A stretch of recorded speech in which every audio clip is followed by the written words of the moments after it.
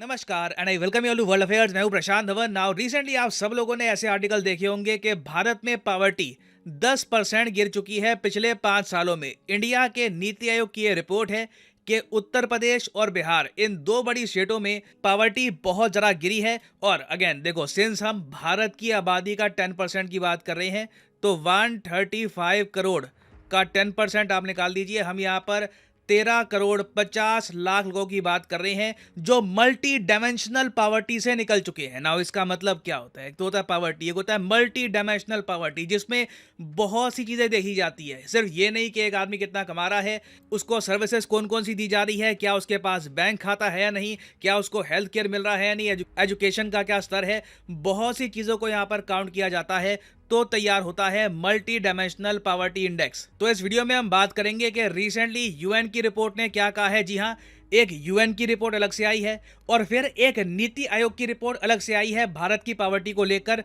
दोनों में क्या बात कही गई है डिस्कस करेंगे। बहुत कुछ आपको जानने को मिलेगा, मगर आगे बढ़ने से पहले आपसे एक क्वेश्चन पूछूंगा। क्वेश्चन यहाँ पर यह है कि हाल ही में भारत ने रुपी दिरहम ट्रेड पैक्ट साइन किया है किस अरब कंट्री के साथ। इस टॉपिक पर मैंने एक डेडिकेटेड वीडियो करी थी अपलोड, तो कमेंट सेक्शन में करिए उत्तर। ये है यहाँ पे आपकी ऑप्शंस, ओमान, कतर, यूएई या फिर सऊदी अरेबिया। इस क्वेश्चन का सही आंसर मैं आपको दूंगा वीडियो के एंड में। नाउ पावर्टी, गरीबी के बारे में आप देखो ना तो दो बहुत ज्यादा इंपैक्टफुल कोट्स आपको मिलेगी। एक तो अरिस्टोटल की कोट है, ग्रीक फिलोसोफर थे ये, अगस्तु कहते हैं हम इनको इंडिया में।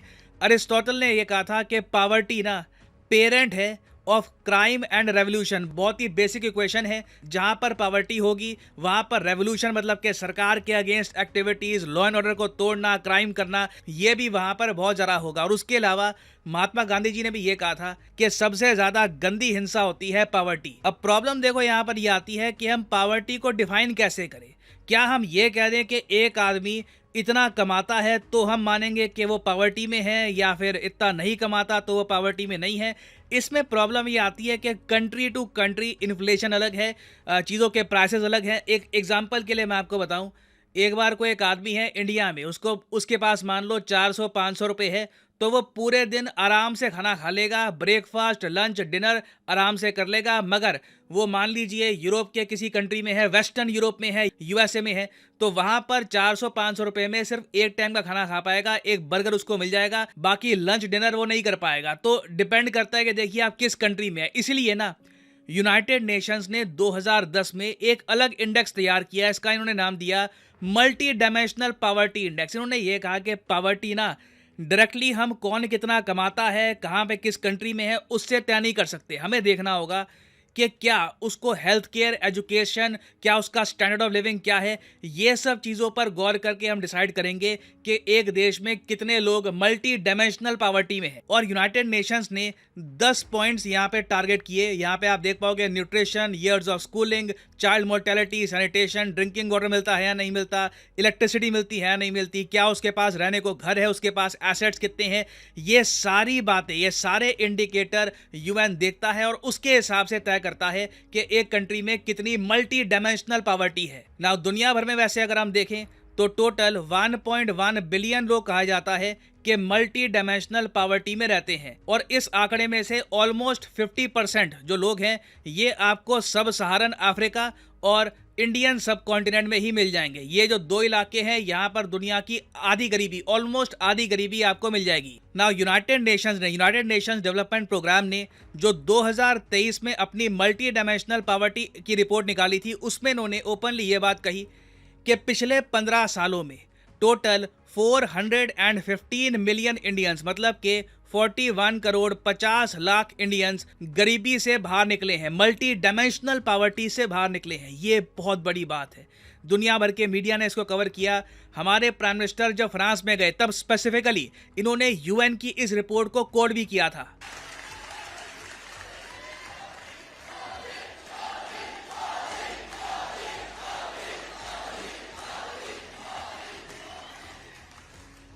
आपने हाल में आई यूएन की एक रिपोर्ट भी जरूर देखी होगी।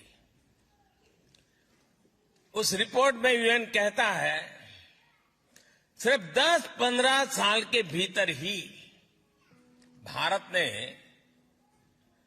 415 मिलियन यानी लगभग 42 करोड़ देशवासियों को 42 करोड़ देशवासियों को गरीबी रेखा से बाहर निकाला है।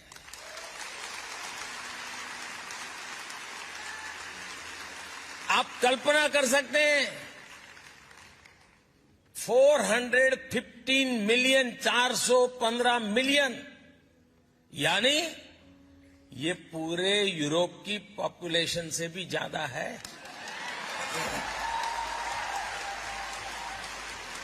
और सही कहा यहाँ पर भारत के प्रधानमंत्री ने। हालांकि ये यूरोपियन यूनियन की जो पॉपुलेशन है उसके आसपास है। यूरोप की पॉपुलेशन अगर हम देखें तो 70 करोड़ के आसपास पहुंच जाएगी। बट ये जो आंकड़ा है ना 415 मिलियन का, ये यूएस की आबादी से ज़्यादा है। ऑलमोस्ट यूरोपियन यूनियन की आबादी के आसपास है। एक बड़ा आंकड़ा है कि 15 सालों में इतने लोगों को आप मल्टी डायमेंशनल पॉवर्टी से बाहर निकाल। और ऐसा नहीं है कि पूरी दुनिया में ही पॉवर्टी कम हो रही है, तो हमारे यहाँ भी सेम ट्रेंड चल रहा है। कोविड-19 के टाइम में, पेंडेमिक के टाइम में दुनिया में बहुत से लोग थे वो वापस पॉवर्टी में धकेले गए। उनमें से नाइजीरिया एक देश है। नाइजीरिया अभी तक पॉवर्टी से प्रॉपर्ली रिकवर नहीं कर पाया। इंडिया में एक तरफ पॉवर्टी कम हो रही है, नाइजीरिया में पॉवर्टी बढ़ रही है। ये बात नाइजीरिया के मीडिया ने खुद रिपोर्ट करी है। पॉवर्टी रिसीडिंग मतलब कम हो रही है भारत में, वर्सन ज़रा बदतर हो रही है नाइजीरिया में। और कई देश हैं जहां पर पॉवर्टी लगातार खराब हो रही है। नाउ ये सब तो हमने बात कर ली है यूएन की रिपोर्ट की। नाउ नीति आयोग ने भी ना रिसेंटली एक अलग से रिपोर्ट निकाली है कि इंडिया का खुद का मल्टी डायमेंशनल पॉवर्टी इंडेक्स क्या कहता है। नाउ इंडिया ने देखो एक बहुत यूनिक काम किया था, खुद की ये मल्टी डायमेंशनल रिपोर्ट तैयार करके। जो यूएन की रिपोर्ट है ना उसमें टोटल 10 इंडिकेटर है, ठीक है। इसके हिसाब से ये रिपोर्ट तैयार करते हैं। इंडिया इनके 2 कदम और आगे गया। इंडिया ने ये डिसाइड किया कि हम लोग जब ये इंडेक्स बनाएंगे ना तब हम इसमें 2 और चीजें ऐड करेंगे, 2 और इंडिकेटर ऐड करेंगे। हमारा इंडेक्स और जरा कॉम्प्रिहेंसिव होगा। और इसलिए जो इंडिया का खुद का ये मल्टी डायमेंशनल इंडेक्स है जिसमें यूएन के सारे इंडिकेटर तो आते हैं, साथ ही साथ 2 और इंडिकेटर्स को हम ऐड कर देते हैं। एक तो है विमेन हेल्थ केयर और दूसरा बैंक अकाउंट, कि एक देश में कितनी प्रतिशत आबादी है जिनके पास खुद के बैंक अकाउंट है। क्योंकि एक बार एक व्यक्ति के पास बैंक अकाउंट आ गया तो डायरेक्टली सरकार उस आदमी को पैसे प्रोवाइड कर सकती है।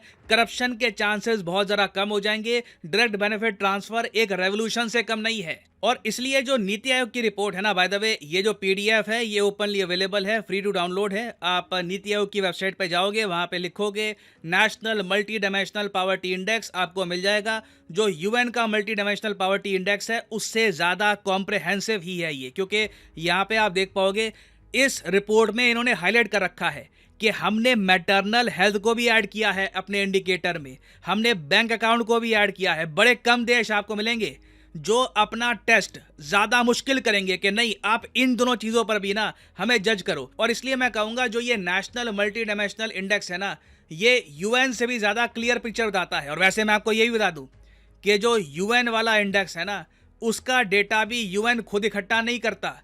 वो जो कंट्रीज का डेटा उनको मिलता है वही पब्लिश कर देते हैं। क्योंकि यूएन अगर खुद हर देश में जाना स्टार्ट कर दिया उन लोगों ने तो it will be very difficult. तो कंट्रीज के डेटा के हिसाब से उनका बनता है। तो इंडिया का आप कह लीजिए इंडेक्स ज़्यादा कॉम्प्रिहेंसिव है। और नीति आयोग का जो मल्टी डायमेंशनल इंडेक्स है इसमें सीधी सीधी एक बात आपको दिख जाएगी कि 13 करोड़ 50 लाख लोगों को 2015-16 से लेकर 2019-21 के बीच में हमने मल्टी डायमेंशनल पॉवर्टी से निकाला है। अभी 2021 से लेकर 2023 में कितनी तरक्की हुई है वो हमने यहाँ पर ऐड किया नहीं है। बट आप स्टेट वाइज देखो, ये डेटा मुझे बहुत ही सुंदर लगता है देखना कि स्टेट वाइज हम कितनी तरक्की कर रहे हैं। क्योंकि यूएन का डेटा ना बड़ा आपको एक मैक्रो पिक्चर देता है। ओके इंडिया, नाइजीरिया, यहाँ पे इतनी पॉवर्टी कम हुई है।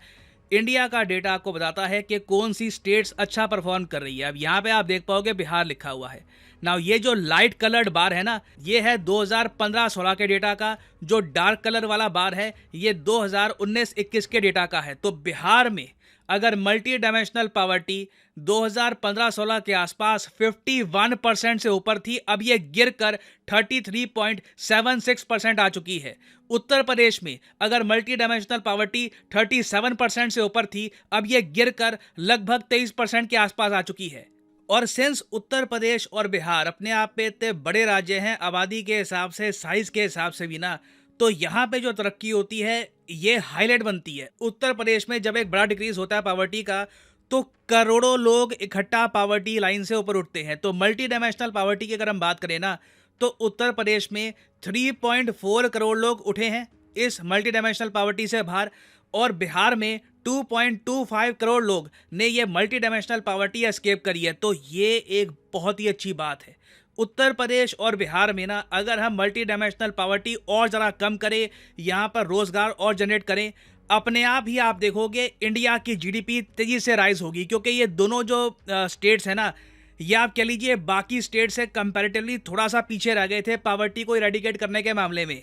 और ये डेटा देखकर कॉन्फिडेंस जागता है कि इंडिया बिल्कुल सस्टेनेबल डेवलपमेंट जो गोल्स हैं यूएन के, इन्हें भी अकॉम्प्लिश कर सकता है। यूनाइटेड नेशंस ने 17 गोल्स निकाल रखे हैं दुनिया को बेहतर बनाने के लिए। ये 2030 के गोल्स हैं। इनमें आपको बहुत सी चीज़ें मिल जाएंगी कि जी जो ओवरऑल हेल्थ केयर है ये इम्प्रूव करो। यहाँ पर ये भी लिखा है कि क्लाइमेट चेंज से रिलेटेड एक्शन लो। तो एक आपको यहाँ पे बहुत ही इंपॉर्टेंट गोल दिखेगा कि पॉवर्टी ख़त्म करो। एक्चुअली बिल्कुल तो ख़त्म करना 2030 तक मुश्किल है, मगर यूएन ने यह कहा है कि 2030 तक reduce at least by half of the proportion of main and women and children of all ages living in poverty. तो इससे रिलेटेड नीति आयोग की रिपोर्ट ने यह कहा है कि जिस तरीके से हम आगे बढ़ रहे हैं, पॉसिबिलिटी है कि मल्टी डायमेंशनल पॉवर्टी हम आधे से भी ज़रा कम कर देंगे 2030 से काफ़ी पहले। तो ये बहुत ज़्यादा एक मैं कहूँगा पॉजिटिव डेटा है। ऑफ कोर्स अभी और भी बहुत सी तरक्की करनी बाकी है, मगर धीरे धीरे हम देख रहे हैं कि भारत में बहुत सारे राज्य यूनियन टेरिटरीज हैं जहां पर मल्टी डायमेंशनल पॉवर्टी 10% से भी नीचे जा रही है। तो slowly we are getting there. Now finally वापस आते हैं अपने क्वेश्चन की तरफ कि इंडिया ने रिसेंटली रुपी दिरहम ट्रेड पैक्ट किस कंट्री के साथ साइन किया है। तो सही उत्तर यहाँ पे है ऑप्शन सी, यूएई। इस पर मैं एक डेडिकेटेड वीडियो बना चुका हूँ, अगर आपने नहीं देखी है वीडियो तो आप वर्ल्ड अफेयर्स पर देख सकते हैं। और फाइनली यहाँ पर मैं ये भी ऐड कर दूं कि आप किसी भी एग्जाम की तैयारी कर रहे हैं, चाहे एसएससी, यूपीएससी, बैंक, आप परचेज कर सकते हैं अनअकैडमी के क्वालिटी कोर्सेज। कमेंट सेक्शन में जाइए, पिन कमेंट में यहाँ पे आपको मिलेंगे link. For example let's say आपको प्रिपेयर करना है यूपीएससी के एग्जाम के लिए, तो यूपीएससी के लिंक पर यहाँ पर करिए क्लिक और यहाँ पे आप परचेज कर पाएंगे अनअकैडमी का यूपीएससी कोर्स। बट जो प्राइसेस यहाँ पर लिखे हैं, डोंट एवर पे दीज प्राइसेस। सिंपली यहाँ पर कोड डालिए PD10 and the prices will start falling and you will be able to save a lot of money. So use the code PD10 and save money. और इसी note के साथ ये है video का अंत। Thank you for listening. May the gods watch over you.